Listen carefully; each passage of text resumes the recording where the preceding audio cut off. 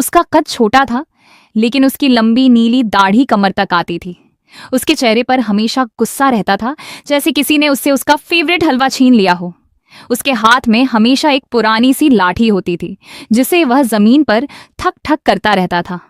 उसके पास 2 जानवर थे, लेकिन असल में बिल्कुल तूफान नहीं था, सिर्फ नाम का। एक गधा, नाम था बादशाह, लेकिन काम के मामले में बिल्कुल जीरो। दोनों इंतहाई कामचोर और आलसी थे। एक दिन का हंगामा, एक सुबह बौना आदमी गुस्से में चिल्लाया, उठो तुम दोनों, आज बाजार से सब्जी लेनी है। तूफान ने एक आंख खोली और बोला, भाऊ, आज मेरा मूड ऑफ है।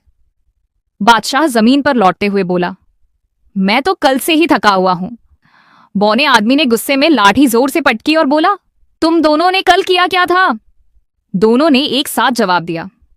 बाजार का ड्रामा आखिरकार तीनों बाजार की तरफ चल पड़े। सबसे आगे बौना आदमी चल रहा था और पीछे तूफान और बादशाह धीरे धीरे कदम घसीटते हुए चल रहे थे। रास्ते में अचानक तूफान को ताजी रोटी की खुशबू आई। वह तुरंत तंदूर की तरफ भाग पड़ा। बौना आदमी चिल्लाया, लेकिन तब तक देर हो चुकी थी। तूफान ने दौड़ते हुए पूरी टोकरी गिरा दी। रोटियां हवा में उड़ने लगी और लोग इधर उधर हटने लगे। उधर बादशाह को अचानक नींद आ गई। वह बीच रास्ते में ही बैठ गया। गाड़ियां रुक गई, लोग चिल्लाने लगे। बौने आदमी का चेहरा और भी लाल हो गया। उसकी नीली दाढ़ी हवा में हिलने लगी। बौने आदमी ने किसी तरह सब्जियां खरीदी और सारी टोकरी बादशाह की पीठ पर रख दी। लेकिन थोड़ी दूर चलते ही बादशाह को फिर नींद आने लगी। अचानक वह घूमकर बैठ गया और सारी सब्जियां जमीन पर बिखर गईं। टमाटर इधर, आलू उधर, गाजर इधर उधर लुढ़कने लगे। तूफान ने यह देखा और सोचा, वाह, गेम टाइम। वह टमाटरों के पीछे भागने लगा। ये नजारा देखकर बाजार के लोग हंस हंस कर दोहरे हो गए। आखिरकार बौना आदमी थककर बोला, तुम दोनों से काम करवाना नामुमकिन है।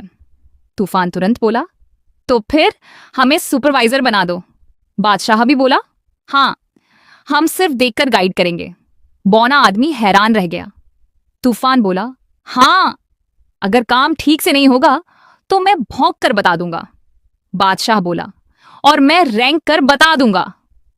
ये सुनकर गांव वाले जोर जोर से हंसने लगे।